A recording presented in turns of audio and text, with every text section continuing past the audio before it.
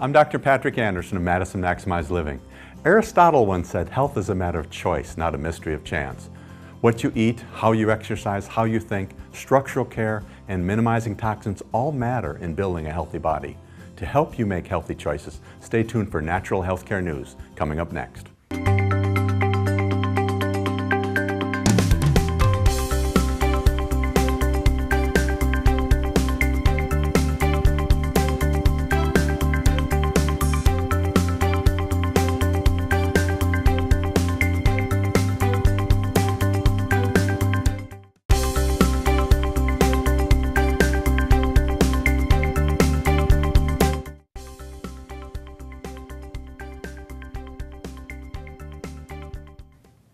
Welcome back to Maximize Living with Dr. Patrick Andersen. We're talking natural health care news today. So Dr. Pat, you might remember last time we did this, we talked about a study that said that alcohol causes 7 types of cancer, which was kind of scary because it said that there was actually no safe level of drinking. Even low to moderate consumption was seeing this. Well, there's another study now. The British Journal of Sports Medicine did say, however, that exercise may actually wipe out the risk of damage caused by drinking. That's just how important exercise is. Imagine drink less and we be exercising, the benefits of that. Yeah, as I looked at that study, if there's high amount of drinking, it wouldn't wipe out men. It said for 20 drinks for women and 28 per men per week. Not per day. Yeah. Yeah. But the exercise won't wipe out that kind of drinking. The concern was for those that are having 2 or 3 drinks a day, that it really increases the risk of cancer. Yeah. But if you exercise, it'll limit that cancer. So important, you know, we used to think wine may be good for your heart, but there's really no safe level of wine in these studies for preventing cancer. So you definitely, but exercise is definitely the key for so many things. It keeps coming up again and again. Yeah. And here's another study that talks about use it or lose it, a study showing that stopping exercise decreases brain blood flow. So they took athletes average between 50 and 80 years old, average 61, who are used to running like a 10K, 5 miles a day, 6 miles a day, and they measured a decreased blood flow to their brain within 10 days. Significant drop in blood flow to their hippocampus, which is a part of the brain that's really important in learning and memory. And so in 10 days without exercise, you start to have problems with it. These are the same organs that are affected, same tissues that are affected in Alzheimer's. Wow, and yeah, in just a week and a half, you always hear how quickly that drops off. Some of your muscle, I think I've even heard too. So the resting cerebral blood flow significantly decreased in 8 brain regions, including the left and right hippocampus, and part of the brain's default mode network deteriorates quickly. It's important with Alzheimer's.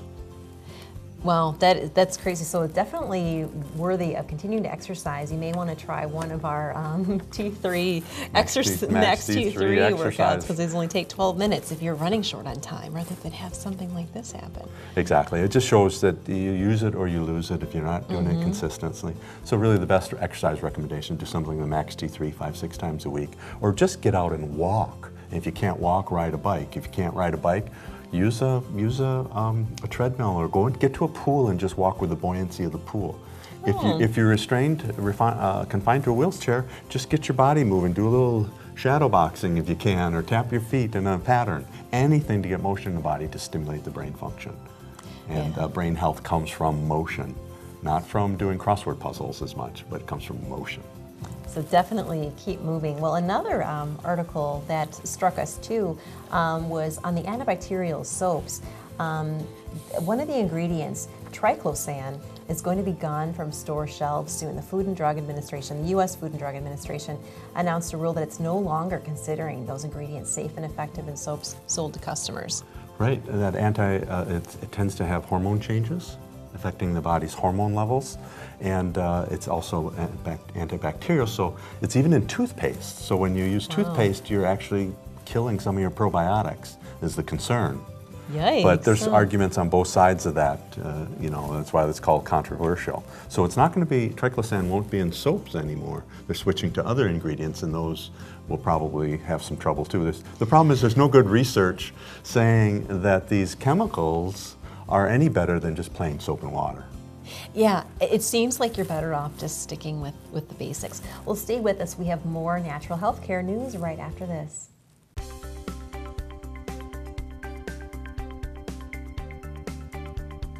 Have your questions for Dr. Pat answered on an episode of Maximize Living. Send your email to drpat@wi57.tv.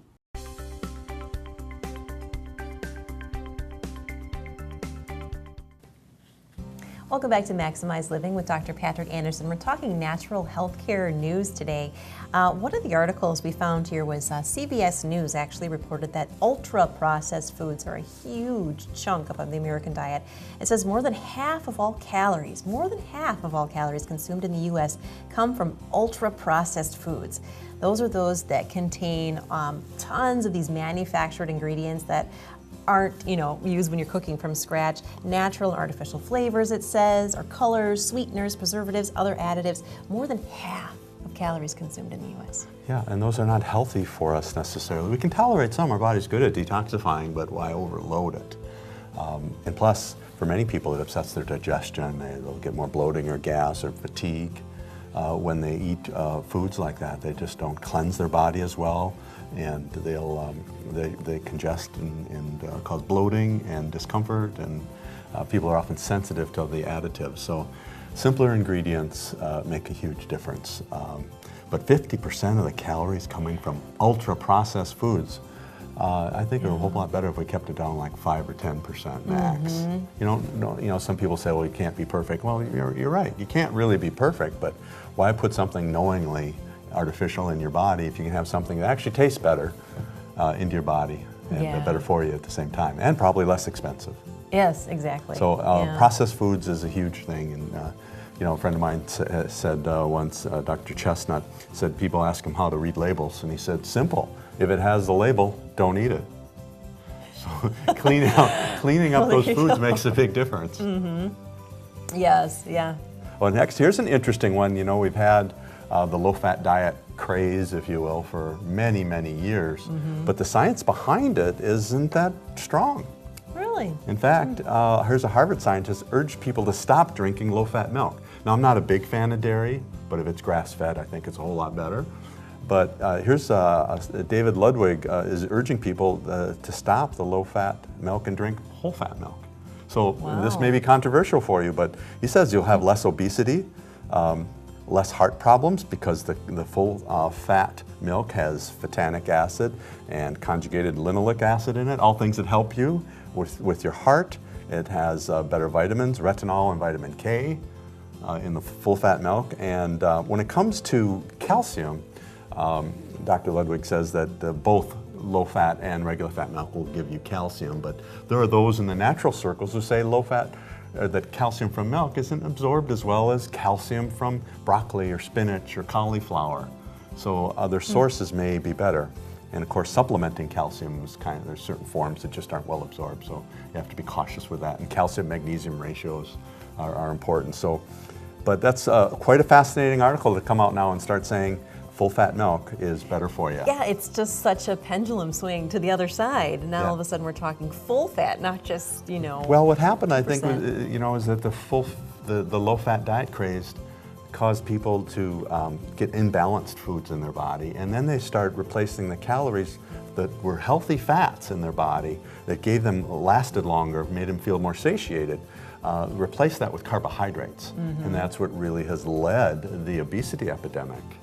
And with 2 out of 3 Americans being overweight and not everyone recognizing that they're actually overweight, it's a problem. 1 in 3 Americans are considered obese, and obesity can take up to 10 years out of your life. Wow, that's a lot for 1/3 of Americans. Speaking of diet, the Mediterranean diet is actually better for your heart than taking statins. Get into this a little bit before the break, but the Mediterranean diet, again, is a diet rich in fruits, vegetables, fish, nuts, whole grains, and olive oil, and it's better than actually being put on drugs, these statins. This study found that The survival of heart patients found it cut the chances of having an early death by 37%. This is the Mediterranean diet. So we'll have more after this, after the break.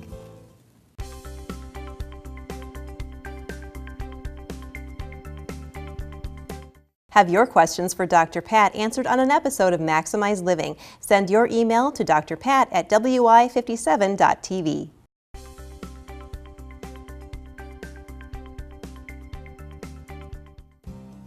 Welcome back to Maximize Living with Dr. Patrick Andersen. We're talking about natural health care news today. And before the break, we just started talking a little bit about the Mediterranean diet. That's the diet, again, rich in fruits, vegetables, fish, nuts, whole grains, and olive oil. This study here actually found that it's better for you than statins at reducing the risk of an early death for people. They found that statins cuts mortality by about 18%, whereas the Mediterranean diet was increasing the survival of heart patients. It was found that it cut the chances of an early death by 37%.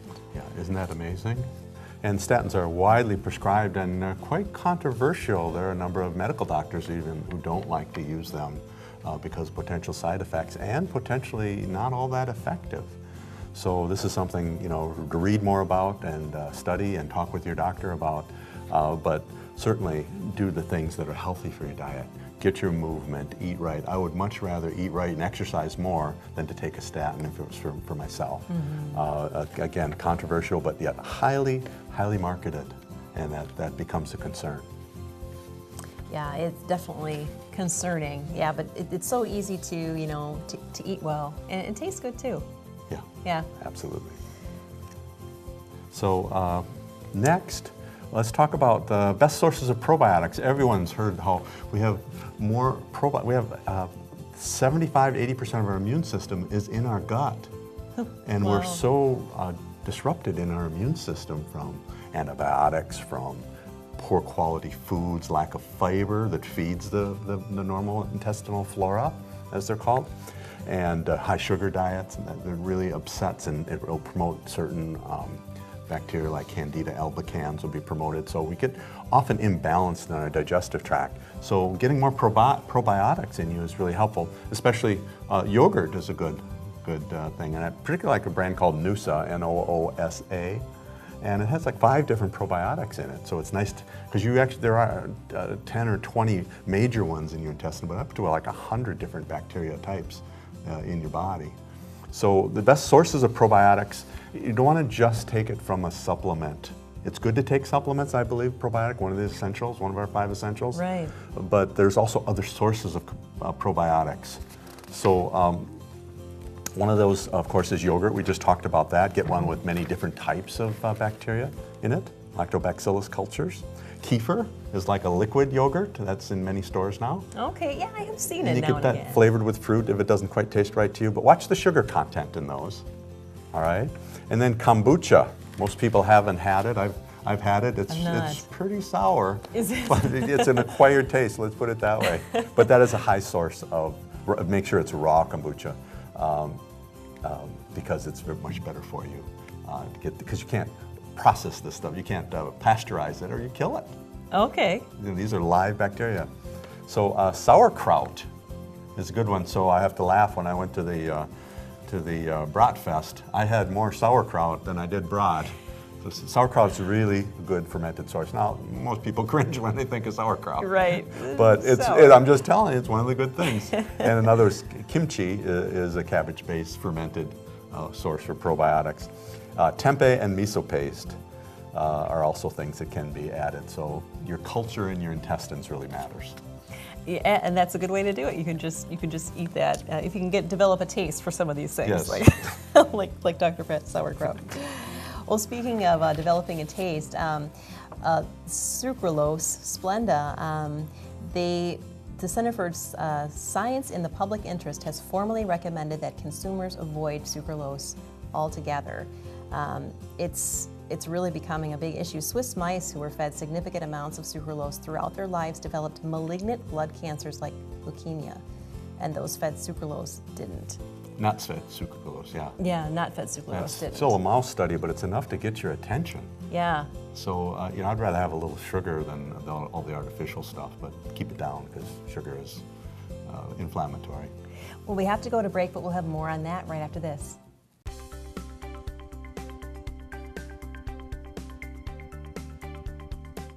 Have your questions for Dr. Pat answered on an episode of Maximize Living. Send your email to drpat@wi57.tv.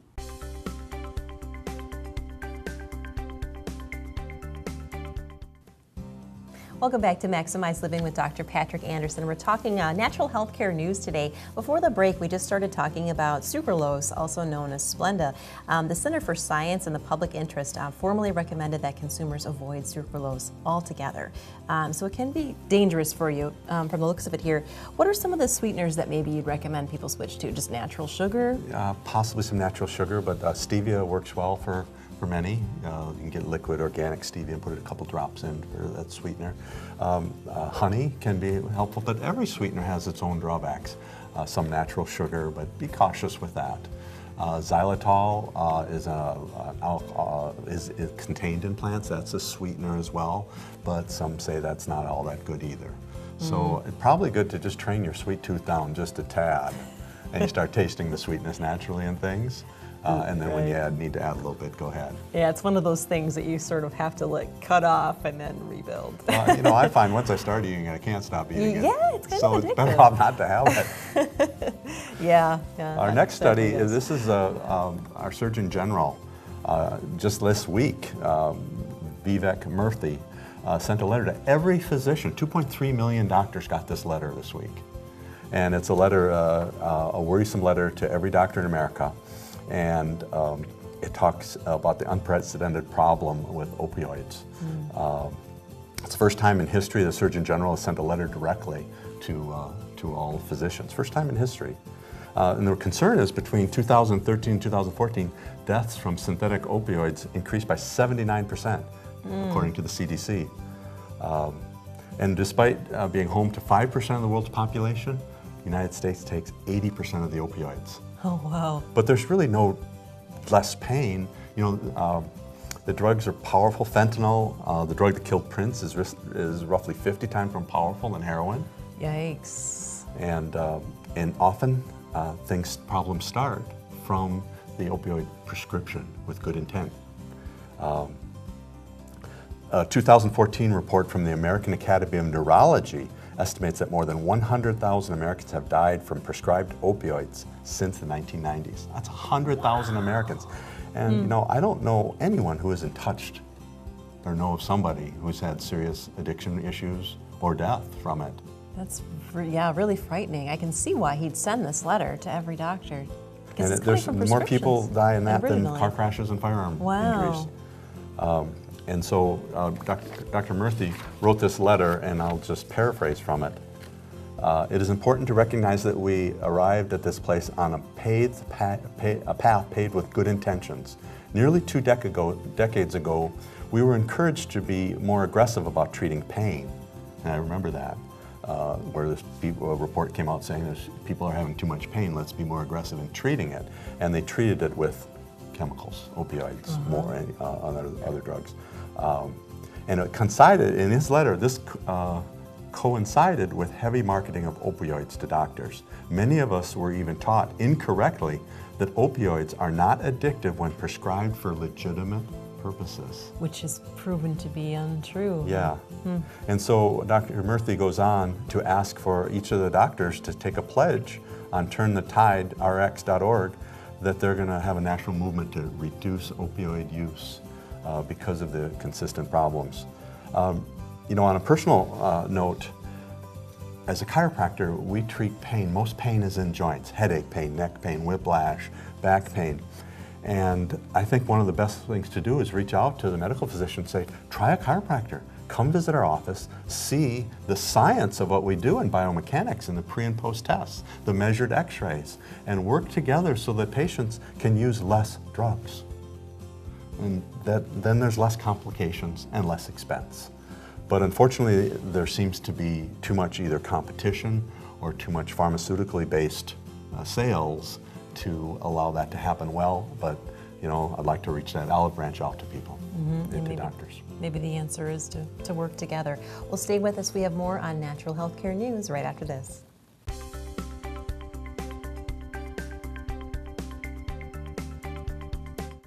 Have your questions for Dr. Pat answered on an episode of Maximize Living. Send your email to drpat@wi57.tv.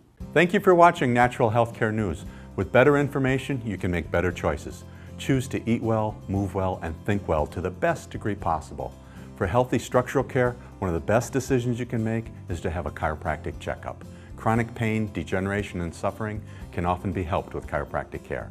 Call 608-833-1282 for an appointment today. For Maximize Living, I'm Dr. Patrick Andersen. Until next time, live well and God bless.